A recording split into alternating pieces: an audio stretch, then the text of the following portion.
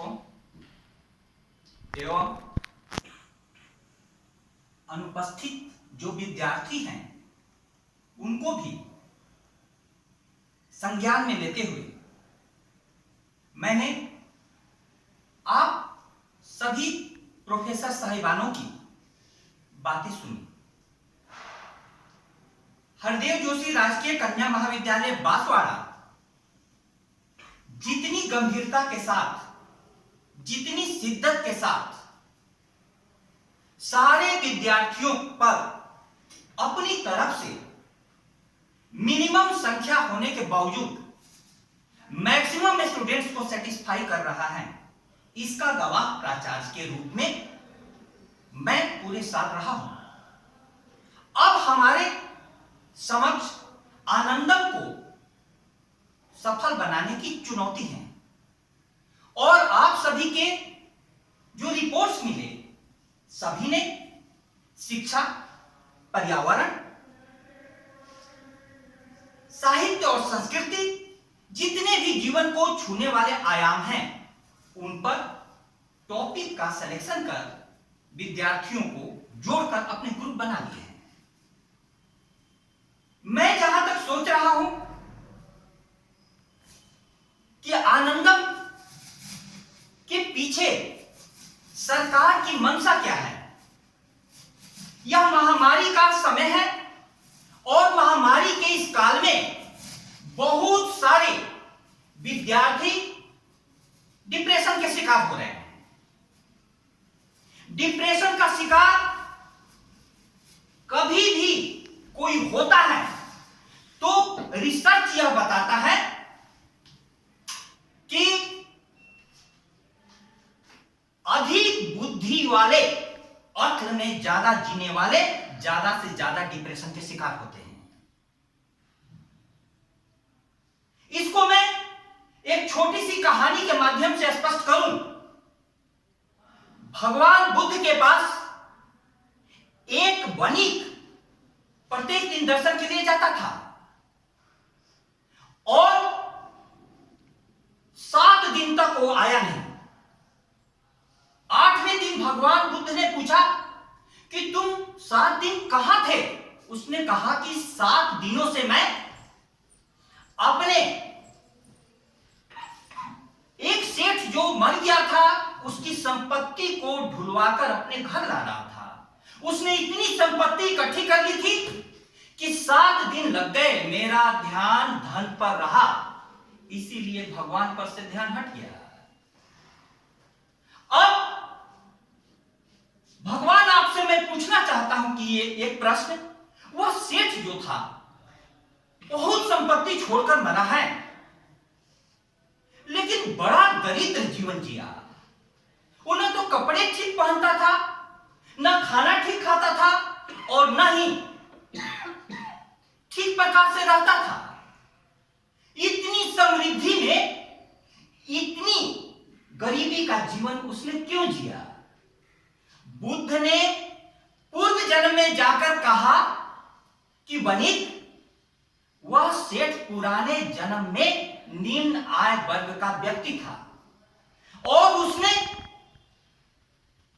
एक भिक्षु को भूखा देख करके कुछ दान में दे दिया। दान में देने के कारण वह इस जन्म में सेठ बन गया, धनी घर में पैदा हुआ। लेकिन दान देने के बाद उसका मन पछताने लगा, मैंने क्यों दे दिए, नहीं देते तो अच्छा रहता, भाव में नहीं बहते तो अच्छा रहता। इस पछताने के कारण उसकी प्रवृत्ति ऐसी हो गई कि धन का वो सदुपयोग नहीं कर पाया।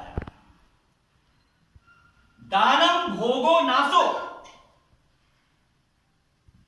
तीसरा गतयः भवन्ति वितस्य, यो न ददाति न भुंक्ते तस्य तृतीया गति भवति। धन को या दान कीजिए या भोग कीजिए, नहीं तो तीसरी गति नाश की होगी।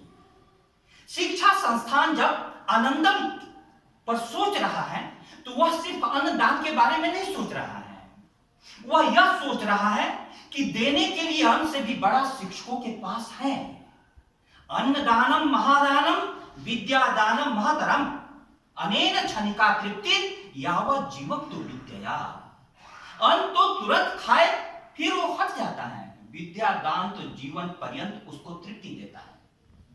इस समय विद्यार्थियों में यह भाव भरना है हम सभी को कि तुम जो कुछ है तुम्हारे पास, सवाल यह नहीं है कि तुम कितना धनी हो, सवाल यह है कि तुम कितना हृदय संपन्न हो। अक्ल बारीक हुई जाती है, रूह तारीक हुई जाती है।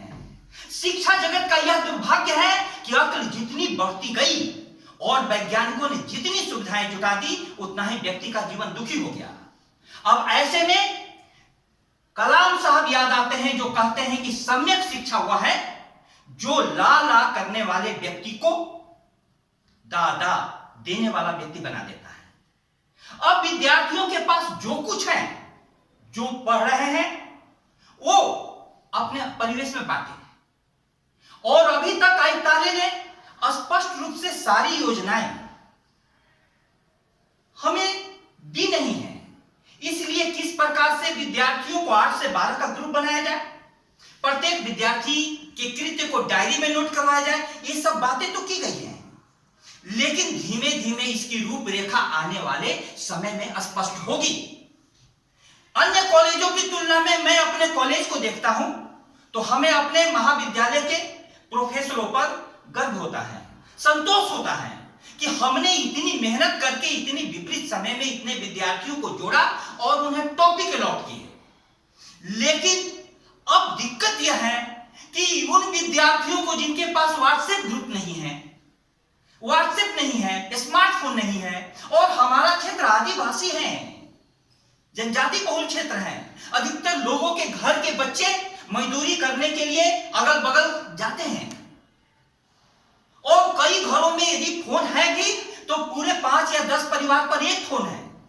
ये हम लोग सब चुनौतियां झेल रहे हैं। हमारी मंशा यह है कि आनंदम को हम सफल बना करके रहेंगे, लेकिन हमें सरकारों से भी यह कहना है, आयुक्तालय से भी यह मार्गदर्शन देना है कि उन विद्यार्थियों का क्या होगा जो कॉलेज की दहलीज तक पहुंच नहीं पाते हैं। अतः इस अवसर पर मैं अपनी वाणी को विराम देने के पहले इतना ही कहना चाहता हूं कि मस्तिष्क प्रधान शिक्षा जगत ने हमें कहां पहुंचाया। बहुत बड़े धन पद प्रतिष्ठा वाले भी सुसाइड कर रहे हैं। अमेरिका में सर्वाधिक सुसाइड हो रहा है, सर्वाधिक मनोरोगी मिल रहे हैं, लेकिन भारत में झोपड़ी में जाइए तो झोपड़ी में रहने वाला किसान भी आपको अपने घर से लौटने नहीं देगा।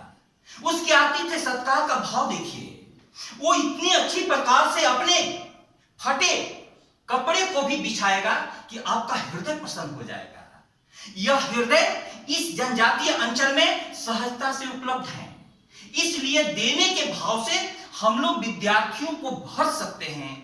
लेकिन हमें चिंता है संस्था प्रधान के रूप में कि जब विद्यार्थियों का जो विषय है, सब्जेक्ट हैं, जिनको पढ़ करके वो बड़ी बड़ी परीक्षाओं में उत्तीर्ण होते हैं, उन विषयों से हमारे प्रोफेसरों का यदि ध्यान हटेगा तो आनंदम जैसे विषय कि क्या कार्य प्रतियोगिता परीक्षाओं में भी नंबर देने में सहयोगी होंगे या नहीं।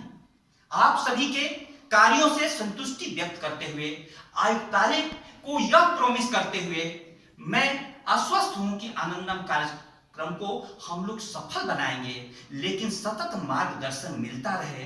बहुत बहुत धन्यवाद।